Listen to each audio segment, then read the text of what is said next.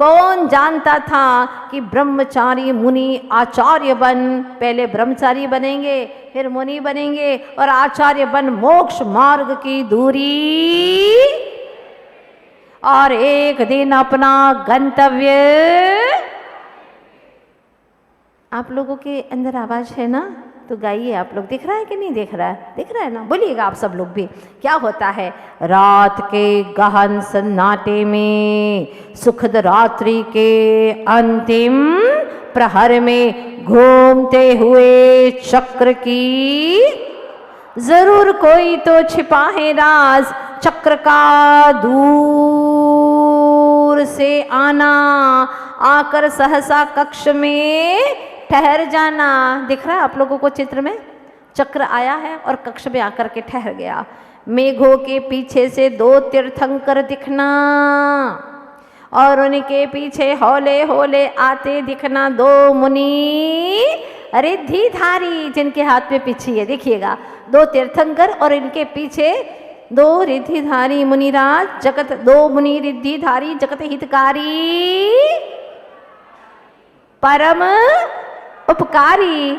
बस वो सपने में देखा, स्वप्न में ही झुक गया मात।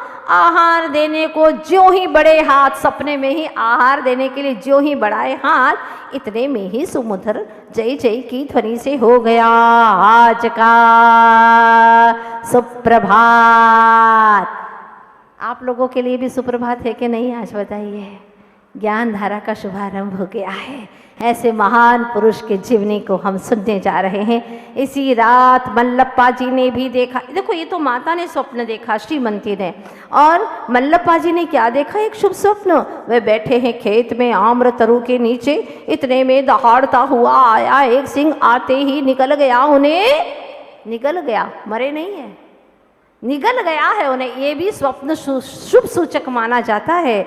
यह स्वप्न भी था मंगल सूचक। मल्लप्पा जी के वीर मरण का प्रतीकात्मक, ये प्रतीक होता है कि ये जो जिसको स्वप्न आ रहा है वो वीर मरण करेंगे, अर्थात मुनि बन करके उनका सम्यक समाधि मरण होगा, ये इसका प्रतीक है। मराठी में कहावत है, मनी बसे स्वप्ने दिसे। मराठी वाले कितने लोग हैं जिसको मराठी आती है? अच्छा, बहुत अच्छी बात है। मनी बसे स्वप्ने दिसे, मतलब जैसे मन के भाव रहते हैं वैसे स्वप्न दिखते हैं। आप लोगों को भी स्वप्न दिखते हैं ना? हाँ, आते हैं ना स्वप्न। कई बार ऐसा लगता है कि एकदम नीचे गिर गए, धड़ाम धड़ाम, घबराहट हो रही है स्वप्न में। ऐसा कई बार स्वप्न आता है ना, नीचे गिर गए हैं और बहुत ही घबराहट हो रही है। कभी ऐसा सपना है आपको कि आप विमान में बैठ करके और चले जा रहे हैं? हाँ, ऐसा तो होता है, फ्लाइट में बैठते हैं ना आप लोग, आता होगा किसी न किसी को, है ना? आगे और पूछ रही हो। विमान में बैठे हैं और अकृत्रिम चित्रालय की वंदना करें, 500 धनुष की प्रतिमाएं, स्वर्ण की, रत्न की, ऐसी अद्भुत प्रतिमाओं का दर्शन कर रहे हैं। ऐसा सपना आया क्या? नहीं आता है। मैं शुद्धोपयोग में रमण कर रहा हूँ, श्रेणी चढ़ रहा हूँ, लो अरहंत अवस्था को प्राप्त हो गया, मुझे केवल ज्ञान की प्राप्ति हो गई। ऐसा सपने दिखा क्या?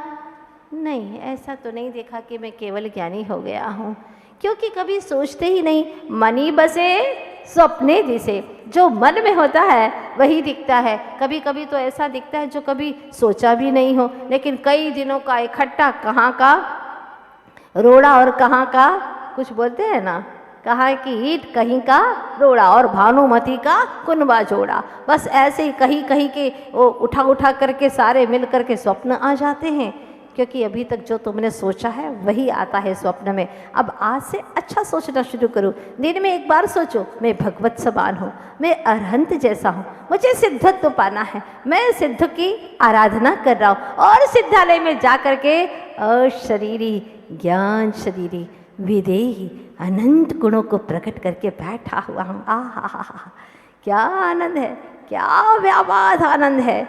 ऐसा अगर बार बार कल्पनाओं में लाओगे ना, तो वर्तमान में कल्पना के क्षणों में भी आपका पाप का आश्रम नहीं होगा, सातिशय पुण्य का आश्रम होगा।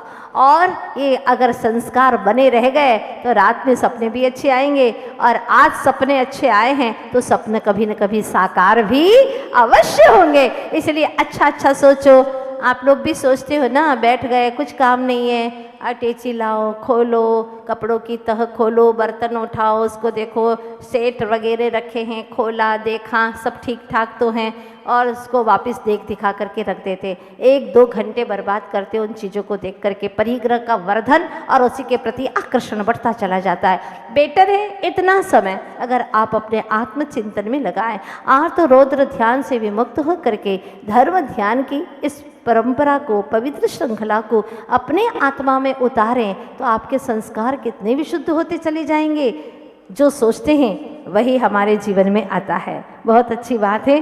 कोख में समाया है व्यक्तित्व महान, वर्तमान के मानो उसी के अद्भुत प्रभाव से आज का मंगलमय प्रभात रवि को दे रहा है अपूर्व प्रकाश। अब देखिएगा, जब भगवान तीर्थंकर माँ के गर्भ में आते हैं तो माँ को भी पूर्व से ही स्वप्न आना शुरू हो जाता है। 6 महीने पहले ही रत्नों की वर्षा शुरू हो जाती है, गर्भ में आने के 6 महीने पहले। और माँ के गर्भ में आते हैं, पूर्व रात्रि में माँ 16 स्वप्न देखती है। ऐसे ही यहाँ पर बालक विद्याधर की माँ श्रीमती ने 3 शुभ शुभ स्वप्न देखे। ये शुभ स्वप्न आगे भविष्य में जो बच्चा जन्म लेने वाला है और उसके पवित्रता के संकेत दे रहे हैं। जब भगवान बालक का जन्म होता है तो किस तरह की सारी क्रियाएं होती, गर्भ शुद्धि करती हैं। जो देवियां कन्याएं हैं वो आकर के उनके गर्भ की शुद्धि करती हैं, माता की सेवा करती हैं। आप लोगों ने पंचकल्याणक में देखा होगा ना, ये सारे कार्यक्रम होते हैं। इधर भी जैसे वहाँ पर गर्भ की शुद्धि करते हैं, आज अगर भगवान को विराजमान करना है वेदिका के ऊपर तो वहाँ पर भी गर्भ की शुद्धि होती है, वेदिका की शुद्धि होती है, प्रतिमा विराजमान होती है और देव कन्याएं आकर के उस वेदिका की सारी शुद्धि वगैरह करती हैं। ये सारा कार्यक्रम प्रतीकात्मक होता है। और सच में ऐसे महान आत्माएं जब भी धरती पर आती हैं तो कुछ न कुछ शुभ संकेत अवश्य ही देती है। तो क्या होता है देखिएगा, जैसे तीर्थंकर का बालक का जन्म होता है तो 14 करोड़ रत्न प्रतिदिन बरसते रहते हैं। आज यहाँ पर क्या हो रहा है, सूर्य में कुछ विशेष अद्भुत प्रकाश है, तभी तो आज दिनकर यानी सूर्य हर दिन की अपेक्षा अत्यधिक है द्युतिमान। तभी तो आज दिनकर हर दिन की अपेक्षा अत्यधिक है द्युतिमान, आगंतुक ध्रुवपथगामी का कर रहा है। मानो आज सूर्य उनका सम्मान कर रहा है। गर्भ में आते ही विद्याभा से गर्भस्थल मानो ज्ञान कक्ष में बदल गया, पवित्रता का वातावरण छा गया, सद्विचारों के वातायन से। जैसे ही बालक गर्भ में आया मानो वह ज्ञान कक्ष बन गया, सारा पवित्रता का वातावरण छा गया, सद्विचारों के वातायन से ऐसा पवित्र बालक गर्भ में आया है। देखो, संगति के प्रभाव से भी बहुत कुछ रंगत बदल जाती है। एक वही चावल है, जब वह कुमकुम का संगम करते हैं तो माथे पर लग जाते हैं, और वही चावल यदि मूंग की दाल का समागम करते हैं तो खिचड़ी बन जाते हैं, पेट में जाते हैं और मल बन जाते हैं। तो महत्वपूर्ण ये नहीं है कि तुम क्या हो, महत्वपूर्ण ये है कि तुम किसकी संगत में रहते हो। इसलिए हर माता पिता को अपने बच्चों को सुसंगति में ही रखना चाहिए। पहले ये देखे कि वो किसकी संगति में रहते हैं, क्योंकि जैसी संगत वैसी रंगत। आचार्य गुरुवर्ष विद्यासागर जी महाराज मूक माटी महाकाव्य में यही बात तो लिखते हैं। बादलों से नीर झरता है धरा धूल में, या उजली उजली जल की धारा बादलों से झरती है धरा धूल में, या दल दल में बदल जाती है वही धारा। नीम की जड़ों में जा मिलती कटुता में ढलती है, विषधर मुख में जा विषहाला में ढलती है, सागर में जा लवणा कर कहलाती है, सागरीय शुक्तिका में गिरती वही धारा बेटा मुक्तिका बनकर झिलमिलाती है। जैसी संगति मिलती है वैसी मति होती है, और जैसी मति होती है वैसी गति होती है। यही हुआ है युगों युगों से, भवों भवों से। इसलिए संगति अच्छी करो। आज आप लोग यहाँ बैठे हुए हैं, इस समय पर आपके भाव कैसे हो रहे हैं? बड़े अच्छे, विशुद्ध हो रहे हैं। कदाचित आप लोग अभी किसी शादी ब्याह में गए होते तो क्या करते? ठुमकते रहते, नाचते गाते, लेकिन वो गान भी आपका कर्म बंध कराने वाला होता, पाप का आश्रम कराने वाला होता। एक गुरु की पूजा में आप नृत्य कर रहे हैं और एक किसी की शादी के लिए नृत्य कर रहे हैं, दोनों में अंतर है कि नहीं है? बहुत अंतर है। भावों में अंतर है, परिणति में अंतर है, काय की चेष्टा भले कर रहे हैं लेकिन उसके कर्म बंधन में अंतर पड़ जाता है। इसीलिए जैसे ही बालक विद्या गर्भ में आए और सारा वातावरण ही बदल गया, दूर सुदूर तक शांति शांति शांति शब्द ध्वनित होने लगा। प्रकृति में भी एक ऐसी पुलकन आ गई, माँ को सुखद सुमधुर सा एहसास हुआ, मानो कोई शांति दूत के आगमन का आभास हुआ। ऐसा लगा कि जैसे कोई शांति दूत गर्भ में आ गया हो। वास्तव में आचार्य भगवान के लिए हम क्या उपमा दें? आप लोगों के सबके गुरुवर हैं, जगत के गुरुवर हैं, जैनों के ही नहीं जन जन के गुरुवर हैं।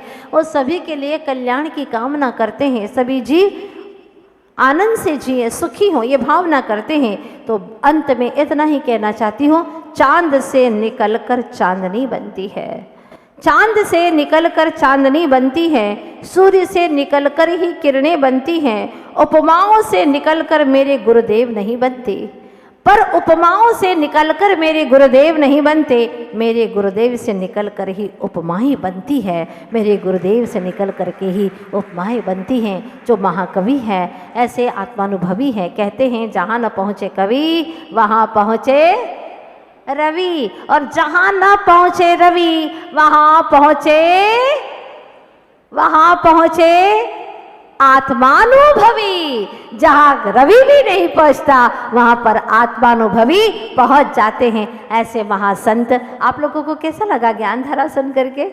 पवित्र माहौल में रंग जाइए और परिणामों की विशुद्धि करिए। भविष्य जीवों, जीने को तो सभी जीते हैं, लेकिन कुछ ऐसे भी महान आत्माएं होती हैं जो ऐसे जीते हैं कि उनका जीना भी जीना बन जाता है। जीना अर्थात सोपान, सीढ़ियाँ बन जाता है, और जिन सीढ़ियों पर कदम रखते हुए वह अपनी मंजिल को प्राप्त कर लेते हैं, अर्थात वे चलते हैं तो निशान बन जाते हैं उनके कदमों के, उनके चारित्र एवं व्यक्तित्व के। ऐसे विरले महान आत्मा इस धरती पर हैं जो ऊपर से भी पवित्र हैं और अंतर आत्मा से भी पवित्र हैं,